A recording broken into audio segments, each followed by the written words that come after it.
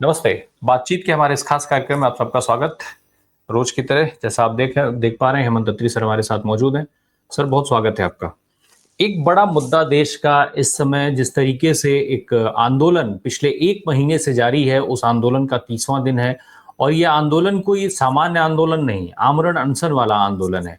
एक ऐसा आंदोलन जिससे आम आदमी से लेकर के और सरकार सीधे तौर पर प्रभावित होती है, लेकिन उसके बावजूद भी अब तक सरकार की तरफ से उस पर कोई कदम नहीं उठाया गया है और फिलहाल सरकार जो है कोई कदम उठाती हुई दिख भी नहीं रही है। क्या वजह है आखिर ऐसा सरकार की इस उदासीनता की? और उससे भी बड़ा जो सवाल है कि आखिर इस ऐसे आमरण अनशन के बावजूद भी कि जो आमरण अनशन पर बैठा हुआ व्यक्ति है, वो अंतिम सांसें गिन रहा है, इस तरीके की खबरें लगातार आ रही हैं और उसके बावजूद भी जनता की तरफ से कोई रिएक्शन नहीं आ रहा है। मैं बात कर रहा हूं डल्लेवाल साहब को लेकर के जिस तरीके की खबरें आ रही हैं उसकी। क्या वजह देख रहे हैं? क्या सरकार और किसान संगठन से लेकर के तमाम किसान दोनों इंतजार कर रहे हैं कि डल्लेवाल साहब की शहादत हो और फिर हम उसके बाद कुछ बात करें? देखिए राय साहब, एक बहुत ही दुर्भाग्यपूर्ण स्थिति है और मुझे लगता है कि केंद्र सरकार आग से खेल रही है जहां तक किसान आंदोलन का सवाल है। ये आंदोलन कोई 31 दिन से नहीं चल रहा है, ये आंदोलन 10.5 महीने से चल रहा है। अगर आपको ध्यान हो तो ये फरवरी से चल रहा है। जो डल्लेवाल साहब का आमरण अनशन है उसका 31वां दिन है आज। तो और उनकी हालत बहुत ज्यादा खराब है। 70 साल की उनकी एज है, कैंसर के वो बीमार है, कैंसर से भी पीड़ित रहे हैं वो। और उस स्टेज में उनके कीटोन लेवल बहुत हाई हो गया है, बीपी लगातार फ्लक्चुएट कर रहा है। जब मैं आपके पास आया उससे पहले मैंने वहां पता किया सारी बात का, उनका लगभग 15 किलो वेट भी कम हो गया है। तो ऐसी सूरत में डॉक्टरों को जो सबसे बड़ी चिंता है वो ये है कि उनको किसी भी समय कार्डियक अरेस्ट हो सकता है, यानी कि उनकी जान को लगातार खतरा बना हुआ है। अब आपने जो सवाल किया कि सरकार, देखिए कल रात को पंजाब सरकार का लगभग पूरा मंत्रिमंडल और लीडरशिप आम आदमी पार्टी की उनके पास गई थी और उन्होंने उनको समझाने की कोशिश की। लेकिन जो डल्लेवाल साहब है उन्होंने उनको बहुत एक मैच्योर बुजुर्ग के नाते उनको बहुत बुरे तरीके से हड़काया और उनको सारे खेल की असलियत बताई। उन्होंने कहा, देखिए मुझे तो मेरी शहादत होगी कोई बहुत बड़ी बात नहीं है, अगर मुझे कुछ हुआ तो सारे हालात हाथों से निकल जाएंगे और पंजाब में राष्ट्रपति शासन लगाने का भी खेल हो सकता है। बहुत बड़ी बात कह दी उस बुजुर्ग आदमी ने। उसने कहा कि एरिया के अंदर लैंड ऑर्डर की सिचुएशन बिगड़ सकती है, केंद्र सरकार आग से खेल रही है। उन्होंने 2 चिट्ठियां सीधे प्रधानमंत्री को लिखी है, अपने खून से लिखी है। उसके बावजूद भी गजब देखिए आप कि 31वां दिन है और आज तक एक बार केवल होम मिनिस्ट्री के डायरेक्टर लेवल का एक अधिकारी गया था 10 दिन पहले पंजाब डीजीपी को लेके, उनकी बातचीत हुई और उसके बाद आज तक उस पर कोई मूवमेंट नहीं। और अगर सर, आपको ध्यान हो 2021 में भी बिल्कुल यही किया गया था। 378 दिनों तक किसान बैठे रहे थे, तब एक बातचीत की नौटंकी तो हुई थी कम से कम। इस बार नहीं उस सर, बातचीत का भी मैं कोई आपको स्कोप नहीं रोकना है। चाहता हूं सर। 700 750 किसानों के शहादत की बात कही जाती है, ठीक है, वो प्रदर्शन करते हुए उन्होंने अपनी जानें गंवाई, लेकिन इस तरीके से स्पेसिफिक आमरण अनशन करके तो कोई जान नहीं गई थी।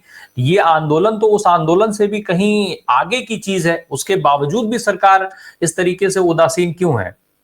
नहीं, सरकार में से देखिए सरकार के मूल में क्या है, सरकार की मंशा में क्या है, ये आपको देखना पड़ेगा। 2021 का आंदोलन अगर आप याद करेंगे, वो जो 3 कृषि कानून थे जिनको काले कानून कहा, और केवल इन्होंने नहीं कहा, पूरे देश के सभी किसान संगठनों ने कहा, सारे विपक्ष ने कहा। वो क्यों थे वो? उसके पीछे केंद्र सरकार की, मोदी जी की मंशा ये है कि ये खेती जो है ये उद्योगपति मित्र को सौंप दी जाए और उसमें फिर मुनाफाखोरी और वो सारी चीजें उनके लिए स्कोप प्रोवाइड किया जाए। ये किसान भी समझ रहे हैं इस बात को और इसीलिए आप देखिए ना, तो तब बातचीत की गई थी इफेक्टिवली और सुप्रीम कोर्ट लगातार इस मामले को मॉनिटर कर रहा है। उसके बावजूद भी डायरेक्टर होम मिनिस्ट्री का आया, बात करके गया, उसके बाद भी। और मुझे आज ही अभी एक किसान नेता ने बताया कि आम आदमी पार्टी के एक मेंबर पार्लियामेंट है राज्यसभा के, साहनी, वो बहुत अच्छे मित्र हैं कृषि मंत्री शिवराज चौहान के। शिवराज चौहान के जरिए मध्यस्थता करने की कोशिश की और आप जानकर हैरान रह जाएंगे कि शिवराज चौहान ने अपने मित्र का, साहनी को भी मिलने का समय नहीं दिया, क्योंकि वो किसानों की बात करने वाले थे। तो केंद्र सरकार की मंशा बिल्कुल साफ है कि जो होता है होता रहे, वो इससे टस से मस नहीं होंगे। लेकिन वो इसकी गंभीरता को नहीं समझ ले रहा है साहब, दुर्भाग्य से। नहीं, आपको उनको तो ध्यान सर अभी होगा, धनखड़ साहब ने भी किसानों के लिए बड़ा हितैषी बताया था, कुछ नामकरण भी उनका किया था शिवराज सिंह चौहान साहब का। और क्या धनखड़ साहब की बात भी नहीं मानेंगे शिवराज सिंह? नहीं, धनखड़ साहब तो बात करेंगे ही नहीं ना जी। धनखड़ साहब क्यों बात करेंगे? नहीं धनखड़ नहीं, साहब को तो किसानों के लिए तो उन्होंने कहा ना कि किसानों की समस्याओं का तुरंत निवारण करो और फलाना ढिमका। उनका बड़ा कुछ एक अच्छा, मुझे अब इस समय याद नहीं है, शिवराज सिंह चौहान साहब का कुछ नामकरण भी किया उन्होंने उसके लिए, किसान मित्र डायस या टाइप का। भारतीय जनता पार्टी की कथनी और करनी का यही अंतर दिखाता है कि देश के नंबर 2 पद पर, संवैधानिक पद पर बैठा हुआ सेकंड बिगेस्ट जो फेलो है, उसके कहने के बावजूद सरकार टस से मस नहीं होती। ये उनका चाल चरित्र और चेहरा है, और ये ऑप्टिक्स है, एक खास तरीके का ऑप्टिक्स है जो क्रिएट किया गया, जिसको ड्रामेटिक अंदाज में भारतीय जनता पार्टी करने में सिद्धहस्त रही है। उस दिन भी मुझे कोई हैरानी नहीं हुई थी, और उस दिन भी मुझे कभी ऐसा नहीं लगा था कि धनखड़ साहब कोई इफेक्टिव इंटरवेंशन करने के मूड में है। उनको केवल कुछ नंबर बनाने थे। उनकी दिल की दबी इच्छा पता है आपको क्या है? कि वो देश के राष्ट्रपति बनना चाहते हैं, और मौजूदा सिस्टम में जो उनकी बिरादरी में जो हाईएस्ट प्राप्त कर सकते हैं, वो उन्होंने ऑलरेडी प्राप्त कर लिया है, ये वो भी जान चुके हैं। तो इसलिए उन्होंने एक पोस्चरिंग की। आपको पता है, जब भी कोई चुनाव उनाव होता है तो तमाम एरियाज में घूमने लग जाते हैं। वो राजस्थान के अंदर किस तरीके से घूम रहे थे, वो हरियाणा के अंदर रह रहकर घूमते रहते हैं। तो बेसिकली एक खास बिरादरी के वोट को, रूरल वोट बैंक को, एक बिरादरी के वोट को एक खास तरीके से प्रभावित करने की मंशा के अलावा धनखड़ साहब की कोई इफेक्टिव वो होती तो वो प्रधानमंत्री से भी बात कर सकते हैं। उनको क्या दिक्कत है? वो तो उपराष्ट्रपति है भाई, राज्यसभा के चेयरमैन, वो तो चर्चा भी नहीं होने देते वहां तो हाउस के अंदर। समस्या तो ये है। तो कुल मिलाकर के कथनी और करनी का भेद बिल्कुल साफ दिखता है।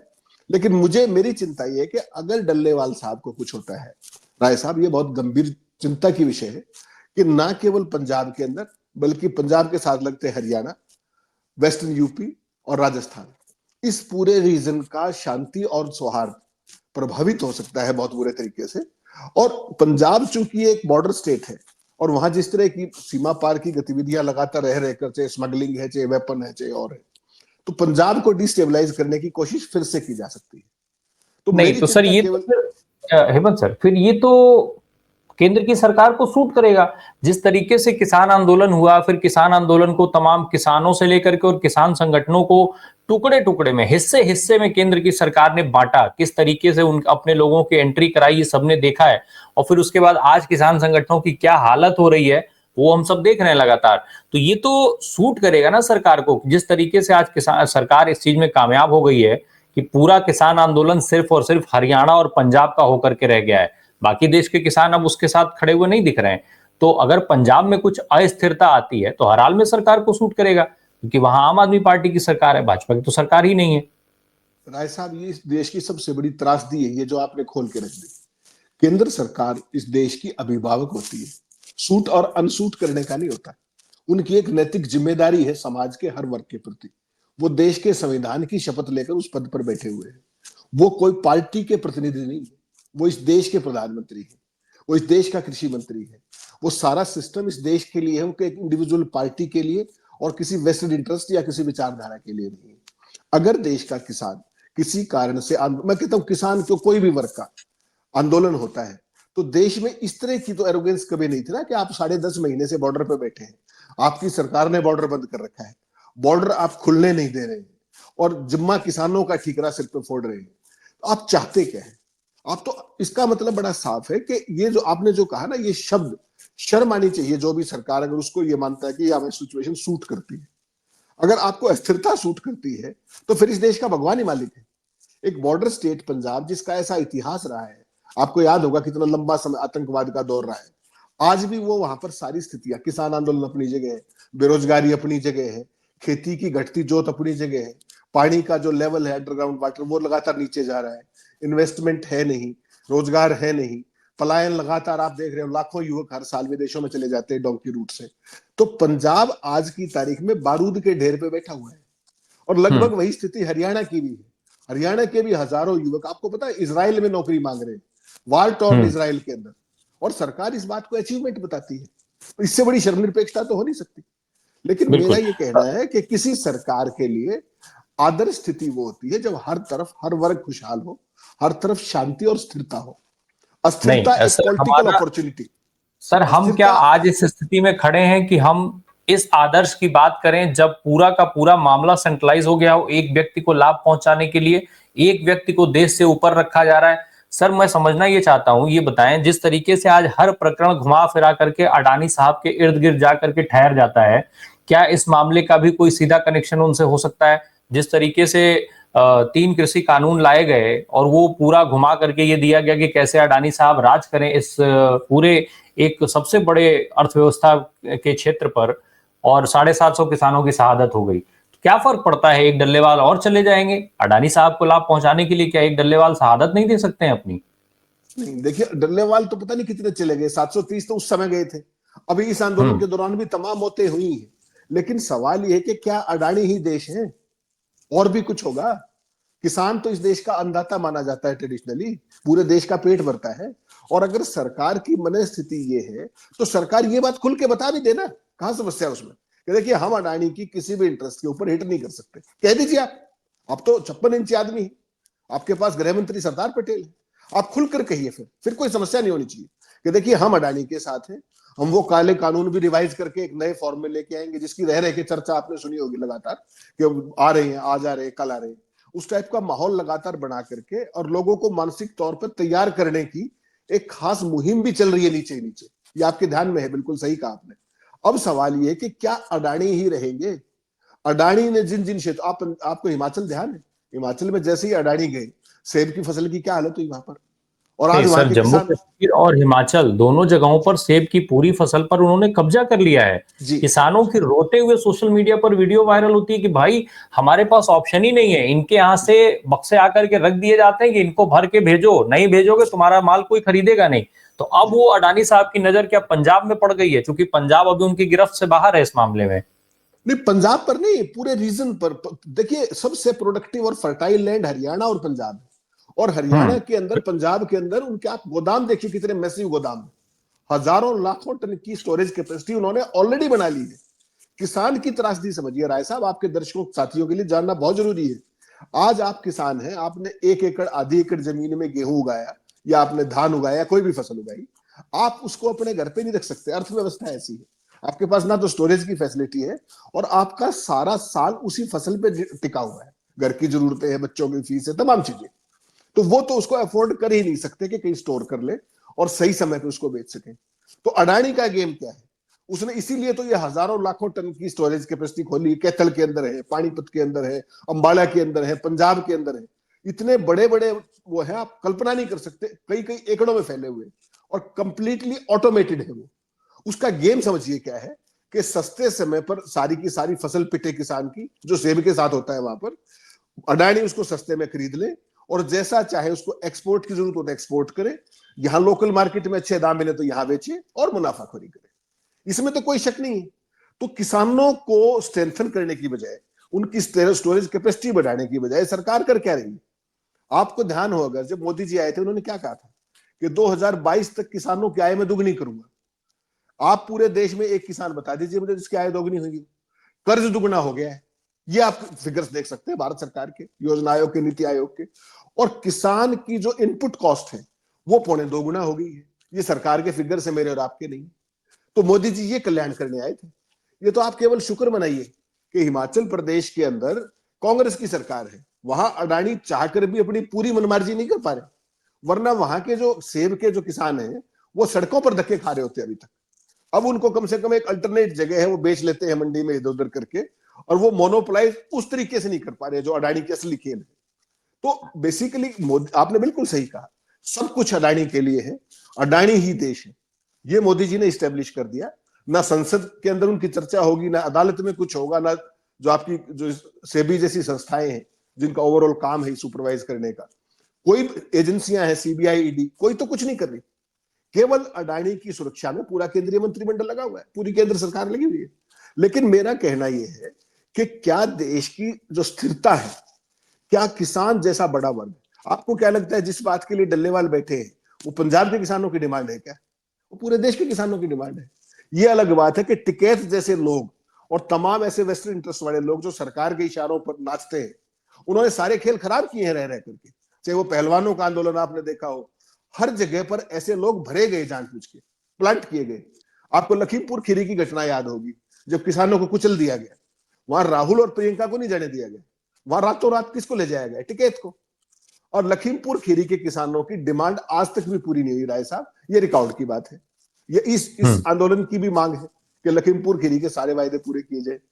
378 दिनों तक किसान बॉर्डर पे बैठे रहे दिल्ली, उनको दिल्ली में घुसने नहीं दिया गया। उस समय तो प्रधानमंत्री ने कहा था ना कि मेरी तपस्या में कुछ कमी रहेगी, मैं ये कमेटी बना रहा हूं।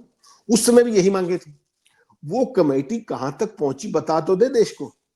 हर रोज करोड़ों रुपए के विज्ञापन भाजपा की सरकारें जारी करती है कि हम किसान हितैषी हैं, फला है ये। एक भी व्यक्ति ये नहीं बताता है, सरकार कोई भी। देखिए हरियाणा पंजाब में कुछ होगा बॉर्डर पे, खनौरी और शंभू पे ये चल रहा है आंदोलन, वहां कुछ होगा तो आपको क्या लगता है उसकी आंच हरियाणा में नहीं आएगी, उसकी आंच राजस्थान में नहीं जाएगी, इमीडिएटली उसकी राजस्थान अपने वेस्टर्न यूपी में नहीं जाएगी, आपके मध्य प्रदेश में नहीं आएगी। सरकार आग से खेल रही है और ये बहुत खतरनाक खेल है। डल्लेवाल रहे ना रहे, सवाल यह है सरकार की संवेदनहीनता। एक तो किसान बिरादरी के प्रति है सच, और एक बीमार बुजुर्ग के प्रति। और ये वही डल्लेवाल है, मत भूलिए आप, जो अन्ना आंदोलन था दिल्ली में, उसके भी अग्रणी सिपाही रहे, अगर आपको ध्यान हो तो। वो तो सारा इन्हीं का प्रायोजित था। तो जब जरूरत पड़ी तो उनको प्रयोग कर लिया, अब जब जरूरत नहीं पड़ी तो डल्लेवाल 31वां दिन हो गए बैठे हुए हैं वो। सवाल डल्लेवाल की शहादत का नहीं है, सवाल सरकार की मनस्थिति का है, सवाल सरकार की विचारधारा का है कि क्या वो एक अपने फाइनेंसर के लिए, अपने एक प्रायोजक के लिए पूरे देश की जो स्थिरता है, लॉ एंड ऑर्डर की जो एक वो है, एक बॉर्डर स्टेट का सारा जो इतना बड़ा मुश्किल से उसको कंट्रोल में लाया गया है, क्या उन सारी चीजों को दरकिनार करके उसके लिए अडानी ही इंपॉर्टेंट है या कॉर्पोरेट ही इंपॉर्टेंट है उनके लिए? ये चीज तो सारा देश देख रहा है लगातार, और यही दुर्भाग्यपूर्ण है साहब। सर एक चीज और, हमेशा से ये रहा है, चाहे जो आजादी की लड़ाई हुई आप उस पर नजर डाल लीजिए, क्रांति हमेशा खून मांगती है। डल्लेवाल साहब के पहले जिस तरीके से तमाम बिखराव हुआ, आज ऐसा साफ दिख रहा है कि सरकार और किसान संगठन, किसान तमाम लोग जो है वो डल्लेवाल साहब की शहादत का इंतजार कर रहे हैं। क्या लगता है कि डल्लेवाल साहब वो मौका बनेंगे जब किसान और किसान संगठन एक साथ एक मंच पर आ पाएंगे, एक साथ एक बात अपनी समस्याएं उठा पाएंगे, और ताकि ताकि जब एक साथ समस्याएं उठाई जाएंगी, एक मंच पर से उठाई जाएंगी, तो सरकार को मानने के लिए बाध्य होना पड़ेगा। वो मौका डल्लेवाल साहब देंगे? राय साहब, दुर्भाग्य से जो ये सरकार है ये अंग्रेजों के पद चिन्हों पर चल रही है, फूट डालो और राज करो, और उसी को इफेक्टिवली ये यूज करते आए हैं इस पूरे किसान आंदोलन के दौरान। पिछले आंदोलन के दौरान भी देखा है आपने किस तरीके की ब्लैक शिप्स उसके अंदर इंजेक्ट की गई थी। और इस बार भी अगर सारे किसान संगठन इकट्ठे नहीं हो पाए, और अब लगातार वो सारे नेता उनके पास आते हैं, लेकिन वो एक मंच पर नहीं, एकजुट नहीं हो पा रहे, उसके पीछे आपको क्या लगता है कौन है? उसके पीछे सीधे सीधे मोदी सरकार है, उसके वेस्टेड इंटरेस्ट है, उसका वेस्टेड एजेंडा है। लेकिन बहुत ही दुख और त्रासदी की बात होगी कि अगर ये किसान संगठन अपनी मांगों को, जिनके लिए उन सब ने संघर्ष तो किया ही है किसी न किसी रूप में, उसके लिए अगर एक बुजुर्ग की शहादत का इंतजार कर रहे हैं, तो ये बहुत शर्मनाक मानता हूं। वो एकजुट हो जाए, ये तो हम सब की कामना है, देश का किसान खुशहाल हो, सबकी कामना है। लेकिन क्या जरूरी है कि डल्लेवाल साहब के शहीद होने का इंतजार किया जाए? मेरी और आपकी मानसिकता तो ये नहीं हो सकती ना। मोदी सरकार की तो है ये, मोदी सरकार का तो ये है कि कोई भी व्यक्ति देश के अंदर मुद्दों की बात ही ना करे। आज देश के कितने लोगों को देश के मुद्दों से वास्ता रह गया है? पूरे देश में जो 80% आबादी है उसको 5 किलो अनाज दे करके मानसिक तौर पर विकलांग बनाने का काम इस सरकार ने किया है। आज हिंदुस्तान के अंदर कितने लोग रियल टाइम अपडेटेड हैं अपने चारों तरफ की सराउंडिंग से? किसी को कोई वास्ता नहीं, ना यूथ को ना और को, भूखे मर रहे हैं। कल आपने सारे देश के तमाम पिक्चर्स देखी होंगी, मैंने एक दो भेजी भी आपको। कल क्रिसमस था, क्रिसमस के दौरान कितने चर्चों के सामने क्या क्या बदतमीजियां हुई आपने देखी पूरे देश में। और 2 दिन पहले मोदी जी कहां थे? मोदी जी दिल्ली की चर्च के अंदर किस तरीके से उन लोग उस बिरादरी से मिल रहे थे। तो कहो कुछ और करो कुछ। आपने कभी इस तरह की पिक्चर्स देखी थी? कैसे वीडियोस कितने डिस्टर्बिंग है वो। हरियाणा के रोहतक में कल मैं हैरान और स्तब्ध रह गया कि इस बिरादरी का उसका प्रेयर मीटिंग थी, और वहां पर एक खास संगठन के जो जब तमाम दिन को आप कहते हो, मंच पर चढ़कर हनुमान चालीसा कर रहे थे, और वो कार्यक्रम नहीं होने दिया एक धर्मशाला के अंदर। हरियाणा ने ऐसी सिचुएशन कभी नहीं देखी थी। तो मैं तो सिर्फ ये मानता हूं कि इस देश को लेके कहां जा रहे हैं, जहां धर्म के आधार पर, व्यवसाय के आधार पर किसान, शहरी बनाम ग्रामीण, ये कितना बांटेंगे इस देश को? और ये किसान आंदोलन जो है, राय साहब मैं फिर कह रहा हूं आपको, at the cost of repetition, ये सरकार आग से खेल रही है। इसको तत्काल इस नीति से बाहर जाना चाहिए, क्योंकि देश का 65 से 70% जो आज वर्ग है, वो आज भी डायरेक्टली और इनडायरेक्टली खेती से जुड़ा हुआ है।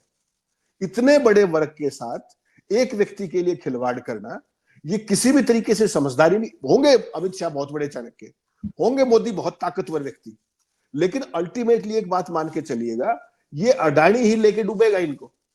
आपने अमेरिका में हालात देख लिए, इंडाइक्टमेंट हो गई है। केन्या के अंदर जो कुछ हो रहा है, ऑस्ट्रेलिया के अंदर जो कुछ हो रहा है, बांग्लादेश के साथ आज आप कहां खड़े हुए हो। आपको जानकर हैरानी होगी, बांग्लादेश की फौज को पाकिस्तान की फौज जाके ट्रेनिंग दे रही है। कभी सुना था आपने?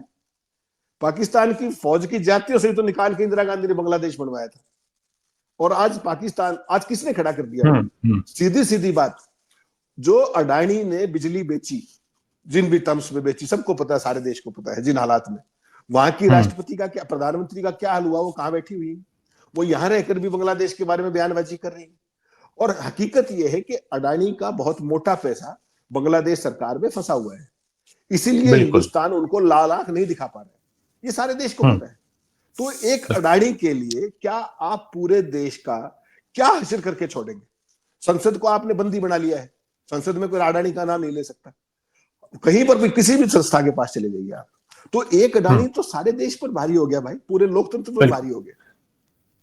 आज परिस्थिति जहां पहुंच गई है वो बहुत ऐसी देखने वाली बात है कि अब एक समस्या ये खड़ी हो गई है कि ये जो डल्लेवाल साहब का आंदोलन है, अभी तक आंदोलन पर सरकार गंभीर नहीं हो पाई है। किसान संगठन गंभीर नहीं हुए हैं, किसान गंभीर नहीं हुए हैं। ऐसे में अब डल्लेवाल साहब की अगर शहादत होती है तो वो उससे कितना फायदा कितना नुकसान होगा ये एक अलग चीज है।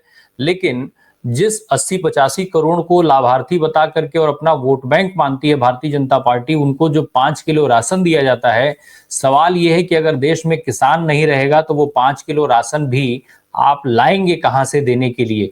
और ऐसी परिस्थिति पर भाई जिन लाभार्थियों को बना करके सत्ता में आने का, सत्ता में बने रहने का आप पूरा सपना सजोए हुए हैं, उस सपने को कम से कम, उस सपने को ही अगर आप समझिए, उस सपने की गंभीरता को समझिए, तो भी आपको अडानी जी का मोह, अडानी जी का प्रेम छोड़ करके और डल्लेवाल साहब के पास जाना चाहिए। शायद मुझे लगता है कि सरकार, प्रधानमंत्री, कृषि मंत्री, इन सारे लोगों की ये जिम्मेदारी है। बहुत बहुत धन्यवाद हेमंत सर हमसे बात करने के लिए। अब देखते हैं कि डल्लेवाल साहब का ये मामला और कहां तक खिंचता है। Thank you so much.